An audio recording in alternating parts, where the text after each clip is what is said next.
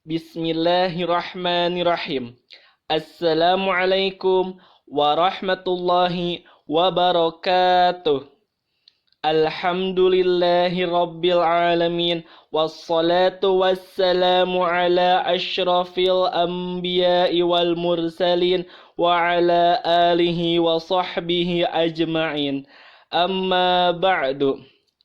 Sebagai hamba Allah yang beriman, marilah kita panjatkan puji dan syukur kehadirat Allah Subhanahu wa taala yang telah memberikan kekuatan, kesehatan lahir dan batin kepada kita semua. Salawat dan salam tidak lupa kita kirimkan kepada junjungan kita Nabi besar Muhammad sallallahu alaihi wasallam yang telah mengantarkan manusia kepada jalan kebenaran. Perkenankanlah saya pada kesempatan ini untuk menyampaikan dan menjelaskan tafsir Quran Surat Luqman ayat 12 sampai 15.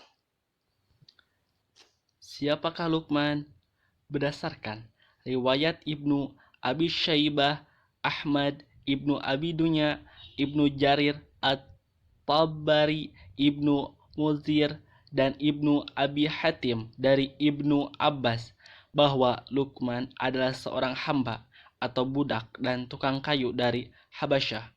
Kebanyakan ulama mengatakan bahwa Luqman adalah seorang yang arif, bijak, dan bukan nabi.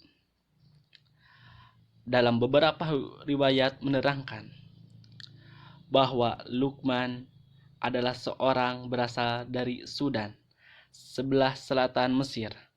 Menurut Jamakhsyari dan Ibnu Ishaq mengatakan bahwa Luqman termasuk keturunan Bani Israel dan salah seorang cucu Azar, ayah Ibrahim.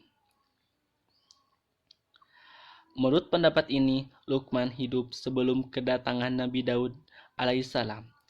Sedangkan menurut Al-Waqidi, ia salah seorang qadi Bani Israel.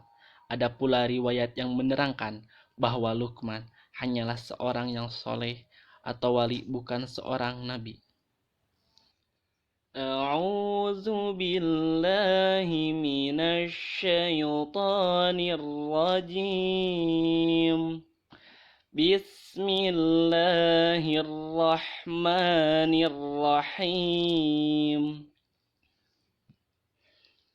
وَلَقَدْ آتَيْنَا لُقْمَانَ الْحِكْمَةَ أَنِ اشْكُرْ لِلَّهِ وَمَنْ يَشْكُرْ فَإِنَّمَا يَشْكُرُ لِنَفْسِهِ وَمَنْ كَفَرَ فَإِنَّ اللَّهَ غَنِيٌّ حَمِيدٌ. Dan sungguh telah kami berikan hikmah kepada Luqman, yaitu bersyukurlah kepada Allah. Dan barang siapa bersyukur kepada Allah, maka sesungguhnya dia bersyukur untuk dirinya sendiri. Dan barang siapa tidak bersyukur, kufur, maka sesungguhnya Allah Maha Kaya, Maha Terpuji. Pada ayat ini, Allah menerangkan bahwa menganugerahkan kepada Luqman hikmah, yaitu perasaan yang halus, akal pikiran, dan kearifan yang dapat menyampaikannya kepada pengetahuan yang hakiki dan jalan yang benar menuju kebahagiaan yang abadi. Oleh karena itu, ia bersyukur kepada Allah yang telah memberinya nikmat itu. Hal itu menunjukkan bahwa pengetahuan dan ajaran-ajaran yang disampaikan Luqman itu bukanlah berasal dari wahyu yang diturunkan Allah kepadanya, tetapi semata-mata berdasarkan ilmu dan hikmah yang telah dianugerahkan Allah kepadanya.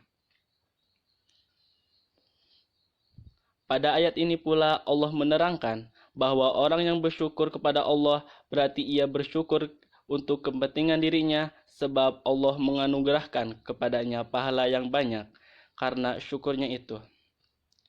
Allah berfirman dalam surat An-Naml ayat 40 yang berbunyi, barang siapa bersyukur, maka sesungguhnya dia bersyukur untuk dirinya sendiri.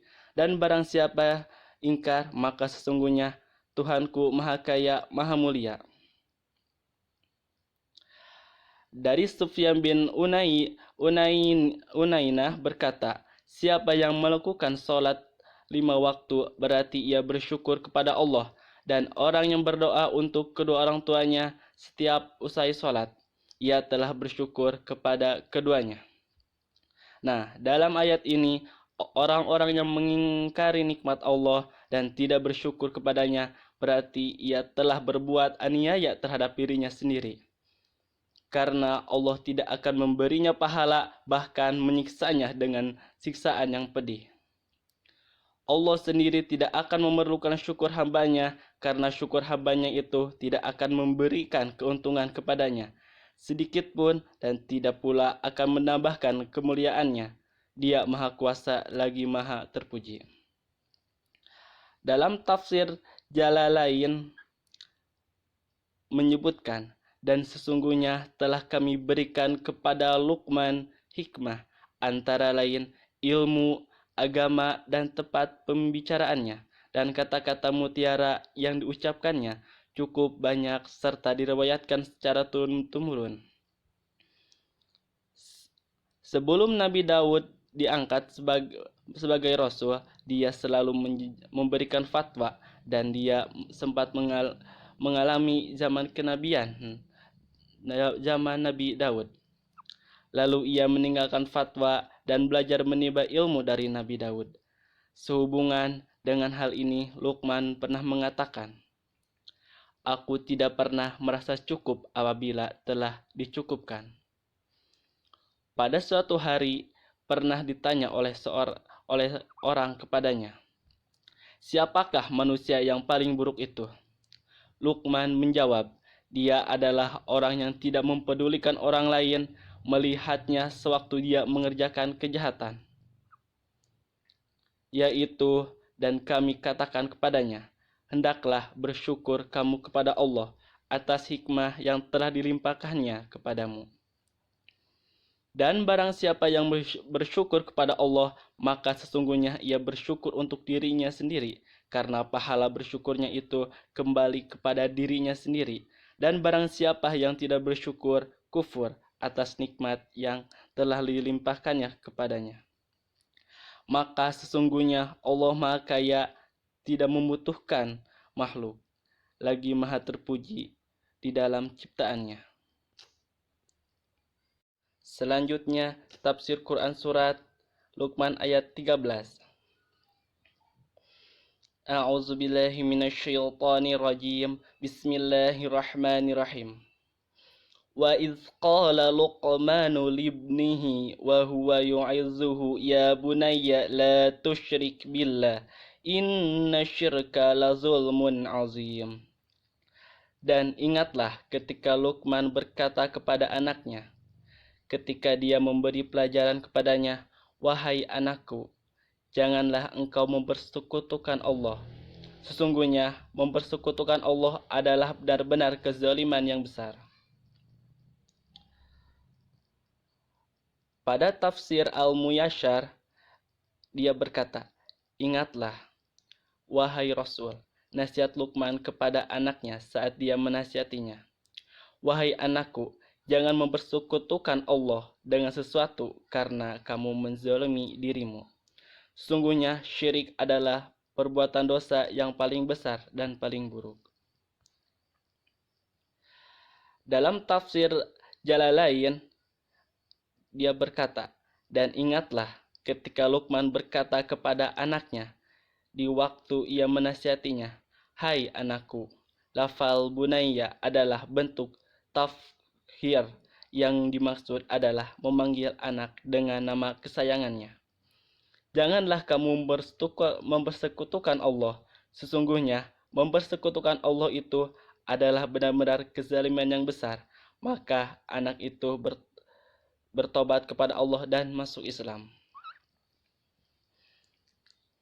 Dalam hal ini, Allah mengingatkan kepada Rasulullah nasihat yang pernah diberikan Luqman kepada putranya ketika ia memberi pelajaran kepadanya.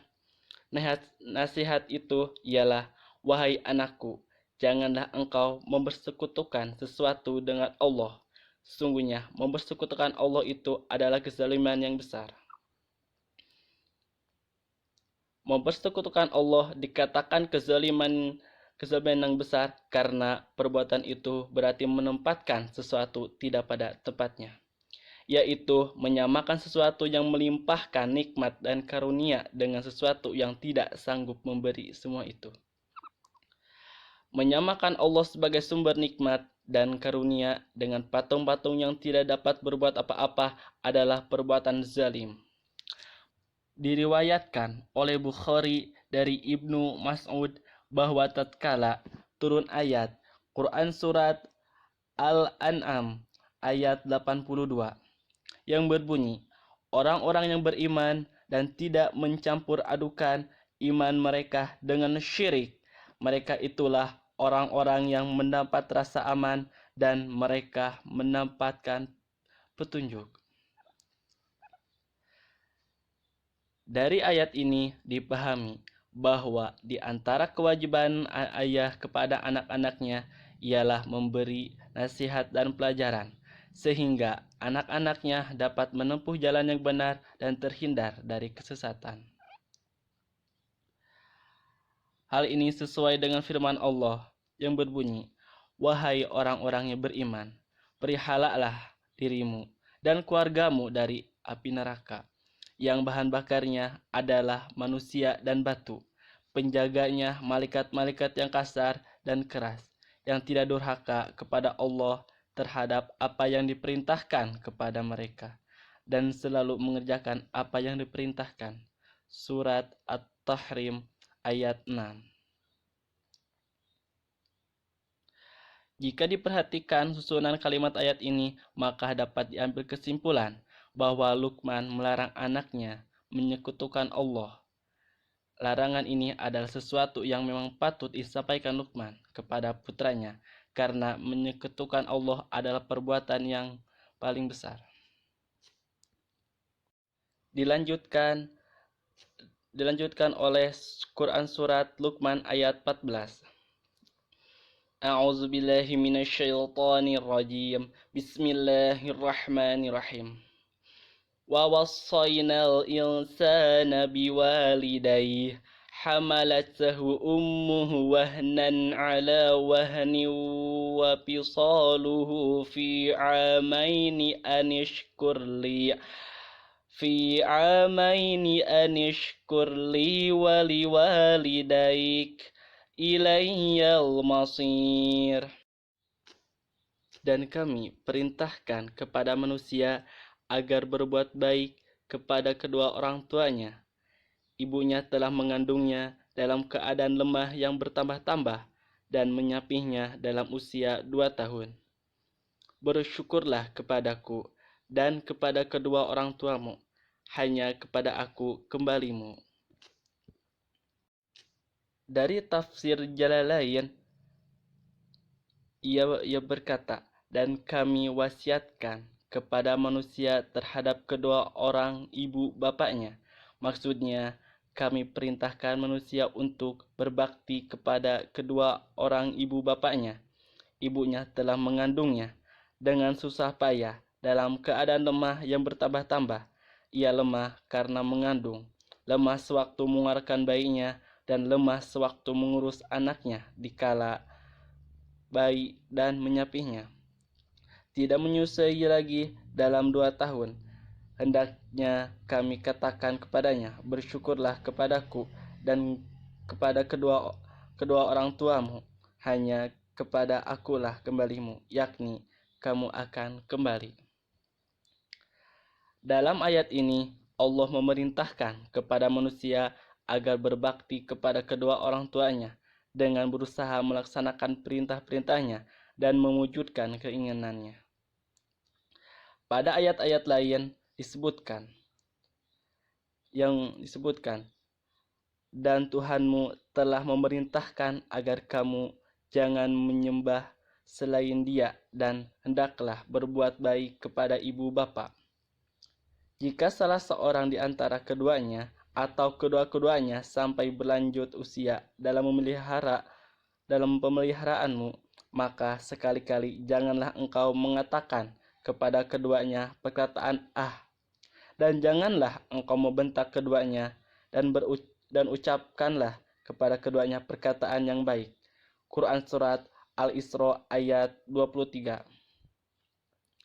Hal-hal yang menyebabkan seorang anak diperintahkan berbuat baik kepada ibu, karena ibu mengandung seorang anak sampai ia dilahirkan.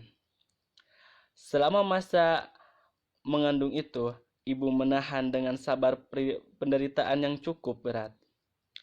Mulai pada bulan-bulan pertama, kemudian mengandung itu semakin lama semakin berat, dan ibu semakin lemah sampai ia melahirkan. Kekuatannya baru pulih setelah habis masa nifas. Ibu menyusui anaknya sampai usia 2 tahun. Banyak penderitaan dan kesukaran yang dialami ibu dalam masa menyusukan anaknya. Hanya Allah yang mengetahui segala penderitaan itu. Dalam ayat ini, Allah hanya menyebutkan sebab-sebab manusia harus taat dan berbuat baik kepada ibunya. Nabi SAW sendiri memerintahkan agar seorang anak lebih mendahulukan berbuat baik kepada ibunya daripada kepada bapaknya, sebagaimana diterangkan dalam hadis dari Baz bin Hakim, dari bapaknya, dari kakeknya, ia berkata, "Aku bertanya, ya Rasulullah, kepada siapakah aku wajib berbakti?" Rasulullah menjawab, "Kepada ibumu." Aku bertanya, kemudian, "Kepada siapa?" Rasulullah menjawab, "Kepada ibumu." Aku bertanya, kemudian, "Kepada siapa lagi?" Rasulullah menjawab, "Kepada ibumu."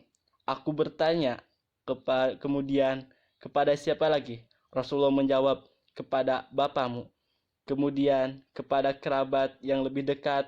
Kemudian, kerabat yang lebih dekat. Riwayat Abu Daud dan At-Tirmizi. Maka, di samping itu, yang mengharuskan anak menghormati dan berbuat baik kepada ibu bapaknya. Yang pertama, ibu dan bapak telah mencurahkan kasih sayangnya kepada anak-anaknya. Cinta dan kasih sayang itu terwujud dalam berbagai bentuk. Di antaranya, ia membesarkan, mendidik, menjaga, dan memenuhi keinginan-keinginan anaknya. Yang kedua, anak adalah buah hati dan jantung dari ibu bapaknya. Seperti yang disebutkan dalam satu riwayat bahwa Rasulullah SAW bersabda, "Fatimah adalah buah hatiku." Yang ketiga, sejak dalam kandungan, lalu ia dilahirkan ke dunia hingga dewasa. Kebutuhan makan, minum, pakaian, dan keperluan lain anak-anak ditanggung oleh ibu bapaknya. Dengan perkataan lain dapat diungkapkan bahwa nikmat yang paling besar yang diterima oleh seseorang manusia adalah nikmat dari Allah. Kemudian nikmat yang diterima dari ibu bapaknya. Itulah sebabnya Allah meletakkan kewajiban berbuat baik kepada kedua ibu bapak sesudah kewajiban beribadah kepadanya. Dalam Quran Surat Luqman ayat 15, A'udzu billahi minasy syaithanir rajim.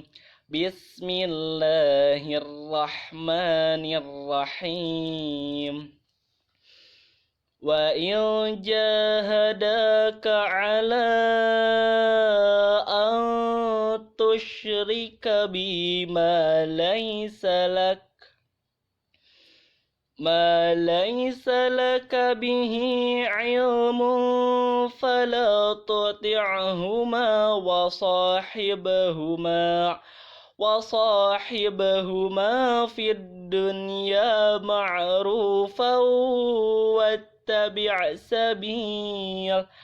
واتبع سبيل من أناب إليه ثم إلي مرجعكم فننبئكم بما كنتم تعملون. Dan jika keduanya memaksamu untuk mempersekutukan aku dengan sesuatu yang engkau tidak mempunyai ilmu tentang itu, maka janganlah engkau menaati keduanya. Dan pergaulilah keduanya di dunia dengan baik, dan ikutilah jalan orang yang kembali kepadaku. Kemudian hanya kepadaku tempat kembalimu, maka akan aku beritahukan kepadamu apa yang telah kamu kerjakan. Diriwayatkan bahwa ayat ini diturunkan berhubungan dengan Sa'ad bin Abi Waqqas.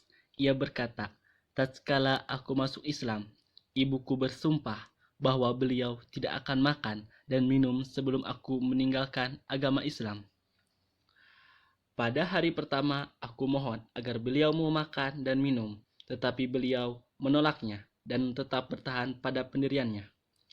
Pada hari kedua, aku juga memohon agar beliau mau makan dan minum, tetapi beliau masih tetap pada pendiriannya. Pada hari ketiga, aku mohon kepada beliau agar mau makan dan minum, tetapi tetap menolaknya. Oleh karena itu, aku berkata kepadanya, demi Allah, seandainya ibumu mempunyai 100 jiwa dan keluar satu persatu di hadapan saya sampai ibu mati, aku tidak akan meninggalkan agama yang aku peluk ini. Setelah ibuku melihat keyakinan dan kekuatan pendirianku, maka beliau pun mau makan. Dari sebab turun ayat ini dapat diambil pengertian bahwa saat tidak berdosa karena tidak mengikuti kehendak ibunya untuk kembali kepadanya. Hukum ini berlaku pula pada umat Nabi Muhammad SAW yang tidak boleh taat kepada kedua orang tuanya yang mengikuti agama syirik dan perbuatan dosa yang lain. Ayat ini pula menerangkan bahwa dalam hal tertentu seorang anak dilarang menaati ibu dan bapaknya jika mereka memerintahkannya untuk menyekutukan Allah yang dia sendiri memang tidak mengetahui bahwa Allah mempunyai sekutu. Karena memang tidak ada sekutu baginya sepanjang pengetahuan manusia. Allah tidak mempunyai sekutu karena menurut naluri manusia harus mengesahkan Allah. Selanjutnya, Allah memerintahkan agar seorang anak tetap bersikap baik kepada kedua orang tua dalam urusan dunia, seperti menghormati, menyenangkan hati, serta memberikan pakaian dan tempat tinggal yang layak baginya. Walaupun mereka memaksa mempersekutukan Tuhan atau melakukan dosa yang lain. Pada ayat lain diperingatkan bahwa seseorang anak wajib mengucapkan kata-kata yang baik kepada ibu bapaknya. Jangan sekali-kali bertindak atau mengucapkan kata-kata yang menyinggung hatinya, sekalipun hanya kata-kata, Allah berfirman, dan Tuhanmu telah memerintahkan agar kamu jangan menyembah selain Dia, dan hendaklah berbuat baik kepada ibu bapa. Jika salah seorang di antara keduanya atau kedua-duanya sampai berlanjut usia dalam memeliharamu, maka sekali-kali janganlah engkau mengatakan kepada keduanya perkataan dan janganlah engkau membentak keduanya, dan ucapkanlah kepada keduanya perkataan yang baik. Quran Surat Al-Isra ayat 23. Pada akhir ayat ini, kaum muslimin diperintahkan agar mengikuti jalan orang yang menuju kepada Allah, Tuhan yang Maha Esa, dan tidak mengikuti jalan orang yang menyekutukan dengan makhluk lain. Sekian dari saya. Mohon maaf bila ada perkataan dalam menjelaskan dan menyampaikan tafsir ini. Wabillahi taufiq wa hidayah.